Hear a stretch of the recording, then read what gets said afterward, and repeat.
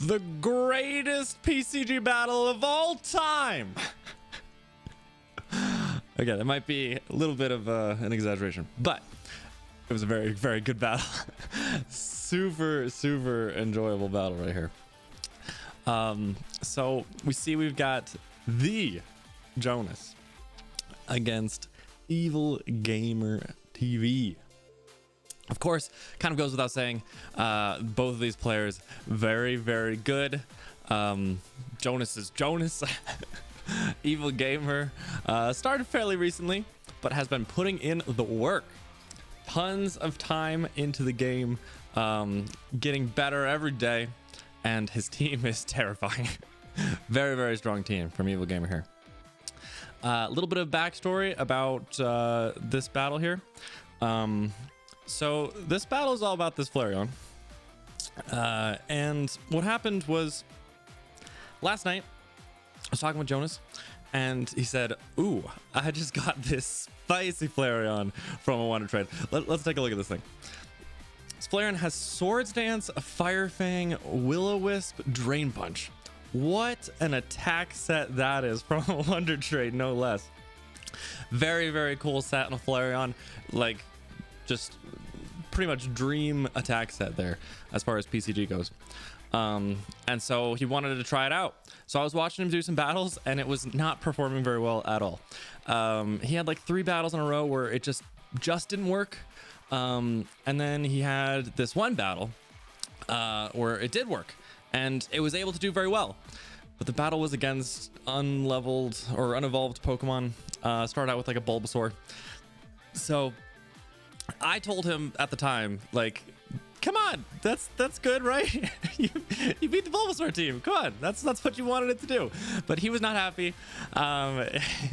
He wasn't happy beating unevolved Pokemon. He thought that it could do better, so he wanted to find one more. It was pretty late at night, but like, all right, fine, we'll try one more. And that's what this battle is. So a little bit of a warning. This will not be the unbiased commentary that you sometimes get on this channel. I was watching Jonas at the time, and it's just a super cool battle. So that should be enough about that. Let's get into it. So lead Flareon against a Dragapult. And we can see this Flareon does not match up against Dragapult all too well. Goes for the Will-O-Wisp, trying to burn the Dragapult, but Lapras comes in and eats that up. So Jonas switches out there into his Magnezone. Going to go for an electric attack here, I'm sure. But the Lapras has high horsepower. Looks like Magnezone went for Mirror Shots. Jonas was predicting EvilGamer to switch out there, but he did not. Gets hit by the high horsepower, so not a very good start for Jonas. Interesting turn there. Jonas switched into Archeops expecting the Lapras to want to kill with the high horsepower, but EvilGamer was predicting something and he switches into his Garchomp. And again, we can see like this team from EvilGamer. It's beefy. It's terrifying. Garchomp goes for Crunch, which does like exactly half to this Archeops, and the Archeops goes for Tailwind. So Jonas was trying to use this Tailwind Archeops as a way of mitigating the low speed on his Flareon, because that's like the biggest weakness to Flareon. But it's hard to set up Tailwind when you're dying to 2 crunches. Goes for Gear Grinds because, to be honest, Jonas has nothing to fight Garchomp on his entire team. It's just his whole team is weak to Garchomp. And so he gets some good gear grind damage off, but he does die to that second crunch. And then he brings in Cacturn, because Cacturn is his best answer to Garchomp. Goes for a Trop Kick, but Heracross comes on in and is 4 times effective against Cacturn if it goes for a bug move, which it does, and it's Fell Stinger. Terrifying. Fell Stinger. There's been some crazy Fell Stinger action recently, so you might be thinking, oh my god, Fell Stinger. Super cool, super crazy. And it is cool, don't get me wrong, but a little bit less impactful here than it might look, because yes, this Heracross did get the Fell Stinger kill on the Cacturn and will get +3, but it kind of doesn't matter because the Heracross was hit by 2 Trop Kicks anyway, so it's actually only at +1, so it's not that cool. Still something though. Always fun to get a fell snare kill. Flareon comes in on the Heracross. Jonas is thinking maybe this is my chance to do something interesting. Goes for Fire Fang, and his Tailwind is over. So he switches, and we see here that this Garchomp's ground move is Magnitude. That was actually added very recently to the game. Pretty interesting move that we will look in depth into later on in this battle. But the Magnezone dies here. So Jonas has lost 3 Pokemon so far. Jonas is down to just 3 Pokemon. That is important here. Floatzel comes on in. Floatzel is faster than Garchomp and does have a way of killing it, kind of. So that's what he's going for. Goes for Aqua Tail. Dragapult switches in, and it's, you know, doesn't take very much. So this Floatzel will lose to the Dragapult, and this is a very important part of this battle, I think. Is this the turn? Yeah. Okay. Yeah. So this is the turn that I think was really important for this battle. Just to kind of get caught up on where exactly we are in this battle. Jonas has not killed a single Pokemon. He hasn't even really come close. Like, the Garchomp's below half, but you know. Jonas has 3 Pokemon left, only 3. He's got Floatzel, he's got Morpeko, and he has his Flareon at this point in the game. It's really hard to beat 6 Pokemon when you only have 3. And he had Floatzel in against Dragapult. So this was the part in the battle that it kind of was like, all right, something's got to happen. You could switch straight into, I don't know. I mean, like, when the Dragapult's in, what do you do? When you have more Pico and Flareon and Floatzel, how do you beat a Dragapult? Because his Floatzel doesn't have an ice move. So I mean, the idea here was switch into Morpeko. Morpeko can maybe beat Dragapult, but it's probably not going to. Realistically, the Dragapult is probably going to beat the Morpeko. So the idea is switch into Morpeko, let it die, switch into Flareon, use Will-O-Wisp, and then try and set up and hope something happens. Because that's the only possible way to win at this point, is to hope that something happens with Flareon. When you're this far down in this battle, there's no way that you're going to win by just slowly whittling down your opponent. You have to go for it and say, all right, this is the time where we just got to go for it when you have a set like that on Flareon. And so that's what's going to happen here. This Morpeko is in, getting hit by Needle Arms, which isn't a big problem, but you know, you're not going to live that too easily. Goes for Protect just to just to do it, kind of for the sake of doing it. But this next Needle Arm will kill the Morpeko, and it's time. Now or never, basically. This Flareon's in. It will again go for Will-O-Wisp, and the only way to win is to set up with this Flareon and hope something happens. So the Garchomp is burned, which is nice. That's what we need. In order for this Flareon to have any hope of doing anything, the Garchomp does have to be burned. And Garchomp goes for Magnitude here. We saw how much damage that did. Ridiculous amount of damage for being burned, but it's a Garchomp and it's a ground move, super effective, so that's kind of what you expect. Let's take a quick look now at what I was going to mention earlier. What is Magnitude and what does it do? So this is how Magnitude works. Magnitude is a ground type move and it is physical. So Garchomp loves it, of course. But you might remember playing casually through Pokemon, seeing like Magnitude 4, Magnitude 8. It's a big dice roll, absolutely. So Magnitude rolls 4 through 10. These numbers don't actually show in PCG right now. Maybe they will later. But these are the associated base powers that go with them. So if you roll 4, that's the worst you can get, and it's going to be 10 base power, but that's only a 5% chance of happening. But on the other side, you can roll a 10, which is 150 base power, which is ridiculously strong, but that's also only a 5% chance of happening. So at the end of the day, like, how good is Magnitude? It's hard to say because it's going to depend on what you roll. But I'd say kind of any of these 4 here are good enough to kind of be around the level of like high horsepower or Land's Wrath sort of thing, Drill Run, that sort of a thing. So if we add up these numbers, we got 50, 60, 65% chance of getting a good enough roll. 50 is pretty bad, 30 is really bad, and of course 10 is very, very, very bad. So I don't know exactly which one was rolled just now in this battle, but whatever it was, it did a lot of damage to this Flareon. Flareon goes for Sword Stance here and is now at +2 attack. This Garchomp will again go for magnitude and try and kill, but look at that damage. Oh my god, that did nothing at all.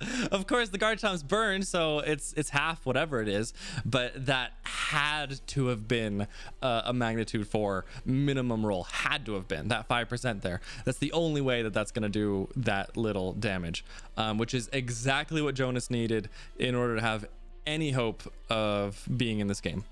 And this Flareon is able to now go for Drain Punch, heal up a little bit of health, and kill the Garchomp, which is nice, but it's still pretty much dead. Look at this. And this is definitely worth mentioning. Very much so, the Dragapult could have just come in and killed the Flareon right here. That's definitely just the truth. That's how it is. Dragapult has Shadow Punch and could just punch the Flareon for 50% damage and the game would be over here. But that is not what happened. The Lapras did come in here. And base speed is going to be very important for the rest of this battle. So it's good to know that Flareon is 65 base speed. Lapras is 60 base speed, so this Flareon actually should be faster. Lapras is also weak to fighting moves. So Lapras was one of the honestly worst plays that could have happened here, because this Lapras will just die to a Drain Punch, and now the Flareon is at full health pretty much. So that was definitely a misplay. Really, honestly, at just about any point in this battle, Dragapult could have come in and just ended the game, but again, that is not what we're gonna see here. Drapion comes in, and Drapion's not bad either. Drapion is faster than Flareon, very much so, and can smack this Flareon a little bit, weaken it a little bit, and maybe Dragapult can come in again later and finish it off. So this is a bit of a hard turn for Jonas here, because the Drain Punch is not going to one-shot for sure. So against Drapion, like, do you just Drain Punch 2-3 times, or is it like, do you want to get greedy and Swords Dance here? But you don't know what the Drapion has at this point, so it's hard to really decide. This Drapion goes for Ancient Power, and it does not do very much. The Flareon is very specially defensive. So even though that is a super effective attack, it really doesn't do that much. So Jonas takes the opportunity to Swords Dance again, and he's now at +4. There's that Ancient Power again, doing about the same amount. If that Ancient Power got the boost, Jonas probably would have lost here, but the boost was not, didn't get the boost either time, and that Drain Punch will kill. Now, here's another hard turn. This entire battle is just full of really difficult turns. Here's Heracross. And Heracross is base 85 speed. Again, Flareon's 65. So the Heracross is absolutely faster. You have to hope that the Flareon is going to live at least one of whatever fighting move this Heracross is probably going to go for. And then you're going to kill it with whatever your attack is. But here's the problem. That's not a winning play. If you here are this Flareon and you get hit maybe 50% of your health by a fighting move, and then you go for Fire Fang and you hit the Heracross and kill it, and now you just die to whatever attack the Dragapult goes for immediately. You just die and you lose, because again, Jonas at this point in the battle has Flareon and Floatzel. The Floatzel cannot beat the Dragapult because it doesn't have anything that hits it very strong. So Fire Fang in that regard is a losing play. It's a killing play because you can kill the Heracross with it, but it's not a winning play because you end up losing to the Dragapult. So what do? Turns out that at this point, if you're at +4 Flareon with Drain Punch does if you put it into a calc, it does like 40 to 50%. This Heracross is very clearly above 50, but just barely. So what you have to do is you have to go for Drain Punch. It's the only way to not lose. You have to hope that somehow the Heracross's IVs are low enough that the Drain Punch kills, and then you can have enough health to live at least one hit from the Dragapult, hopefully. So that's what Jonas is going to do. He's going to go for Drain Punch, and he actually is faster, which is crazy. Must be like bad speed IVs on the Heracross or something, because he's faster, and now he's at full health. Here's the Clefable coming in, but Clefable will just die to Fire Fang now that the Flareon is at +4. So the Clefable isn't doing very much. And now finally the Dragapult comes in. This is the last Pokemon available for EvilGamer. And again, honestly, it should have come in much earlier. At just about any point in this battle, if the Dragapult had come in, then it could have killed the Flareon. And now it's here against the Flareon at full health, which is not optimal, but funnily enough, it should still win. This Dragapult Shadow Punch does about 50% damage to this Flareon. Flareon can no longer go for Drain Punch because Dragapult is Ghost type, so has to go for Fire Fang here. However, there is a way to sneak out just a little bit more value. If this Flareon goes for Will-O-Wisp and burns the Dragapult, Dragapult's going to go first. So the Dragapult attacks with Shadow Punch, brings Flareon to about half. Then the Flareon goes for Will-O-Wisp, and now the next Shadow Punch is only doing 25%. So you can get in a Fire Fang and a Will-O-Wisp if you Will-O-Wisp. So makes sense as the best play here to do. That's what Jonas will do. Here's that Shadow Punch doing 50%, so that will two-shot. Will-O-Wisp does connect. That's an 85% accuracy, so that could have lost him the game if he missed that Will-O-Wisp. Shadow Punch, here it is. It does about 25%, and there's that Fire Fang damage, bringing the Dragapult very low, and that burn damage does add up a little bit as well. Now the Flareon will die to the next Shadow Punch for sure, and it does. But Jonas does still have his Floatzel alive, even though it's not very useful against Dragapult. This Dragapult's pretty much dead, and it does know Aqua Jet as well. It doesn't actually need it in this case, but it's nice to have. And that is the end of that battle. So many things had to happen just right for Jonas to have any chance of that game being a win, and they just all ended up happening. So I thought that battle was super enjoyable and entertaining to watch. And GG.